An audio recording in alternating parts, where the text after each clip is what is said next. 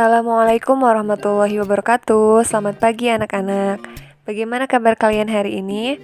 Mudah-mudahan Ananda semua selalu dalam keadaan sehat dan selalu semangat untuk mengikuti pembelajaran hari ini ya. Sebelumnya anak-anak ibu ingin mengucapkan selamat karena kalian sudah naik kelas. Semoga ilmu yang akan kalian dapatkan bisa lebih bermanfaat dan juga di masa pandemi sekarang ini bukan menjadi hambatan untuk kalian untuk lebih berprestasi lagi dibandingkan semester sebelumnya ya. Pertama-tama, sebelum kalian menyaksikan materi, Ibu akan membacakan dulu terkait kontrak belajar IPS ya. Jadi sama seperti semester sebelumnya, ada beberapa aturan yang harus kalian patuhi ya. Yang pertama, bagi siswa yang paling cepat mengumpulkan tugas dan siswa yang paling baik pengerjaan tugasnya, maka dia akan mendapatkan skor tambahan. Namun, bagi siswa yang mengumpulkan tugasnya terlambat, maka nilainya akan dikurangi. Oke, sekarang kalian siapkan alat tulis, buku tulis, kemudian buku pelajaran. Selamat menyaksikan materi berikut ini ya. Selamat belajar semuanya. Pada pertemuan kali ini, pertemuan kita yang pertama, materi yang akan dibahas yaitu kondisi geografis benua Asia. Sebelum kita membahas mengenai kondisi geografis benua Asia, kita terlebih dahulu belajar tentang benua ya. Nah, apa itu benua? Kalian mungkin sering ya mendengar istilah benua. Benua merupakan daratan yang memiliki ciri atau karakteristik tertentu. Bagi ahli geografi, benua tidak hanya sekedar istilah fisik, tetapi juga menyangkut aspek budaya. Karena itulah Asia dan Eropa dianggap sebagai dua benua yang berbeda, walaupun masih dalam satu masa daratan yang menyatu. Pemisahnya adalah budaya yang berbeda antara Eropa dan Asia. Pada mulanya, di permukaan bumi hanya ada satu benua yang disebut Pangea. Benua tersebut kemudian pecah dan bergerak saling menjauh atau saling mendekat satu dengan yang lainnya. Dalam kurun waktu jutaan tahun, barulah terbentuk benua yang kita kenal saat ini. Nah, sekarang berapakah jumlah benua yang ada di dunia? Sejumlah ahli geografi berbeda pendapat tentang hal itu. Sebagian ahli geografi menyebutkan ada 7 benua di dunia, sedangkan sebagian lainnya menyatakan ada 6 dan 5 benua. Namun, Ibu akan menggunakan pembagian benua menjadi 5 benua, yaitu benua Asia, Eropa, Amerika, Afrika, dan Australia. Bisa kalian lihat di gambar, yang berwarna merah dan yang berwarna putih itu adalah benua Amerika. Yang berwarna coklat itu adalah benua Afrika. Yang berwarna biru itu merupakan benua Eropa.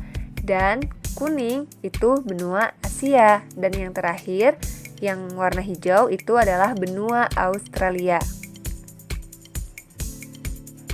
Untuk luasnya sendiri bisa kalian lihat pada tabel bahwa benua yang paling besar itu adalah benua Asia ya, dan yang paling kecil adalah benua Australia. Sekarang coba kalian buka buku halaman 5. Secara astronomis, benua Asia terletak pada posisi 26 derajat bujur timur sampai 170 derajat bujur timur. Dan 11 derajat lintang selatan sampai 80 derajat lintang utara. Hampir seluruh wilayahnya berada di belahan bumi utara atau BBU.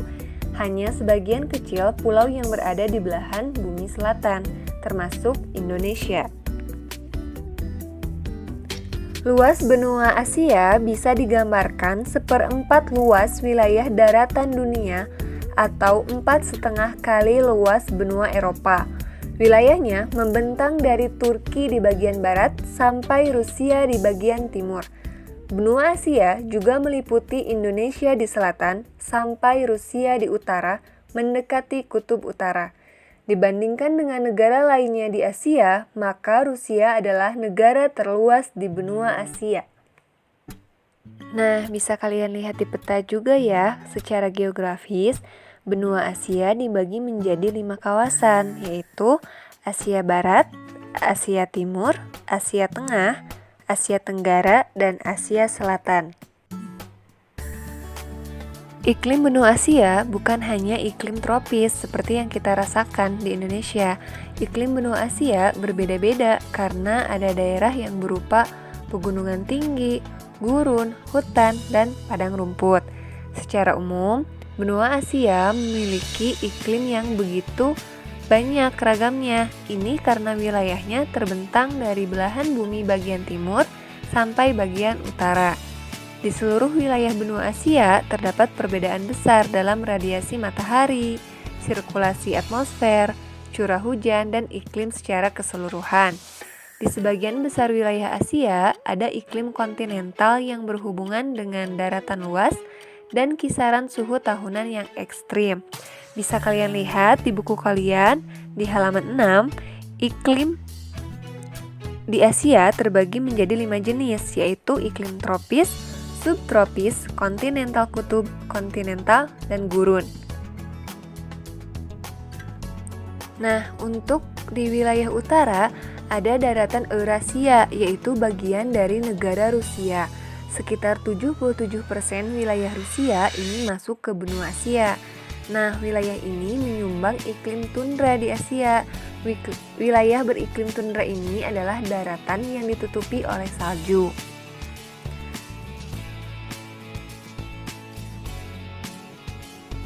Nah, semakin ke tengah, iklim Asia semakin beragam.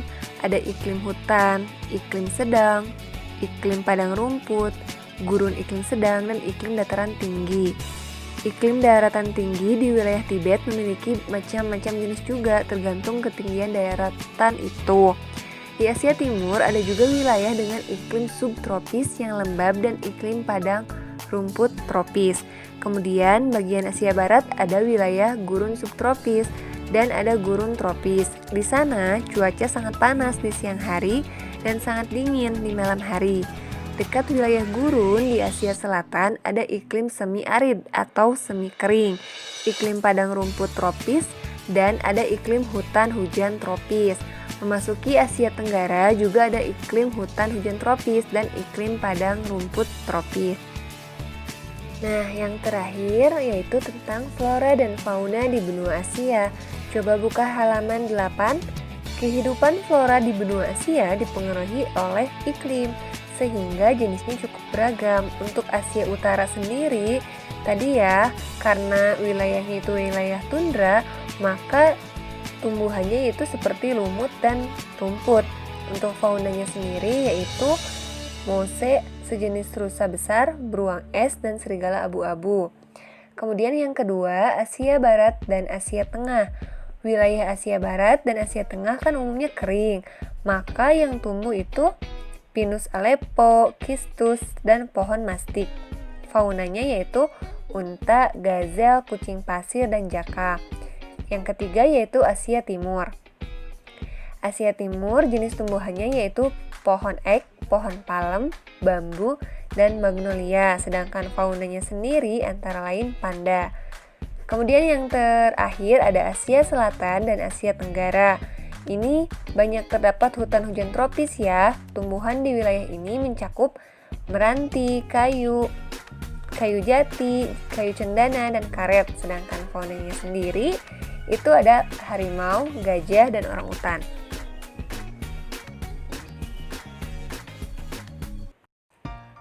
Oke, Ananda, Soleh, dan Soleha, sekian dulu ya materi yang disampaikan pada pertemuan kali ini.